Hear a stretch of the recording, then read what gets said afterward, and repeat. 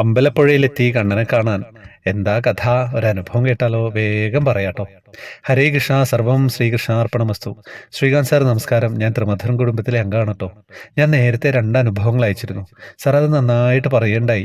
ഇപ്പൊ എൻ്റെ വലിയ ഒരു കുഞ്ഞനുഭവം പറയട്ടെ. ഹരേ കൃഷ്ണ. ഞങ്ങൾ വല്ലപ്പോഴും ഒക്കെ അമ്പലപ്പുഴ കണ്ണനെ കാണാൻ പോവാറുണ്ട് കേട്ടോ. അപ്പോഴൊന്നും അവിടെ ഗുരുവായൂർ നട ഉള്ളതായിട്ട് അറിയില്ല, തൊഴുതിട്ടില്ല. അങ്ങനെ ഇരിക്കെ ഞാനൊരു ദിവസം സ്വപ്നം കാണുന്നു. നമ്മുടെ ചതുർബാഹുവായ കണ്ണന്റെ വലിയ ഫോട്ടോ ഇല്ലേ, അത് ഇരുട്ടിൽ നിന്നും വെളിച്ചത്തിലേക്ക് വരുന്നു. അങ്ങനെ 3 തവണ എന്നെ കാട്ടി തന്നുട്ടോ. ഞാൻ പെട്ടെന്ന് കണ്ണു തുറന്നു. എന്താ ഇപ്പൊ ഇങ്ങനെ ഒരു സ്വപ്നം കാണാൻ? ഹരേ കൃഷ്ണ. അങ്ങനെ ഒരാഴ്ച കഴിഞ്ഞ് ഹസ്ബൻഡ് പറഞ്ഞു, നമുക്ക് അമ്പലപ്പുഴ പോകാമെന്ന്.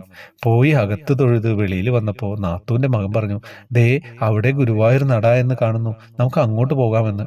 പോയി അപ്പോഴല്ലേ അതിശയം, ഞാൻ സ്വപ്നത്തിൽ കണ്ട അതേ ഭഗവാന്റെ വലിയ ഫോട്ടോ. അപ്പോൾ ഞാൻ പെട്ടെന്ന് പറഞ്ഞു, അയ്യോ ഇത് ഞാൻ സ്വപ്നം കണ്ട അതേ ഫോട്ടോ ആണല്ലോ. ഹരേ കൃഷ്ണ. പോയപ്പോഴൊന്നും അവിടെ തൊഴുതിരുന്നില്ല. അപ്പോൾ ഞാൻ ഇവിടെ ഉണ്ട് എന്ന് എന്നെ കാണിച്ചു തന്നതാണ് നമ്മുടെ കണ്ണൻ. ഹരേ കൃഷ്ണ. എല്ലാം അവിടുത്തെ മായകൾ തന്നെ. കാത്തോളിനെ കണ്ണ. ഇതാണ് ചെറിയ അനുഭവം എന്ന് പറഞ്ഞ അയച്ചത്. നിങ്ങൾ പറയാ ഇത് ചെറുതാണോ വലുതാണോ എന്നുള്ളത്. കണ്ണൻ്റെ ആളുകളല്ലേ നിങ്ങൾ? വേറെ ഒന്നും പറയാനില്ല. വാട്സപ്പ് ഗ്രൂപ്പിലേക്ക് വരുന്നതും ജോയിൻ ബട്ടണിലൂടെയാണ് വരേണ്ടത്. കൃഷ്ണവിഗ്രഹങ്ങളെ സമ്മാനമൊക്കെ ആയിട്ട് കൊടുക്കുന്നതും ഉച്ച പൂജാലങ്കാരമൊക്കെ എല്ലാവർക്കും അറിയാലോ. ഞാൻ പറയുന്നില്ല വീണ്ടും വീണ്ടും. ഹരേ കൃഷ്ണ.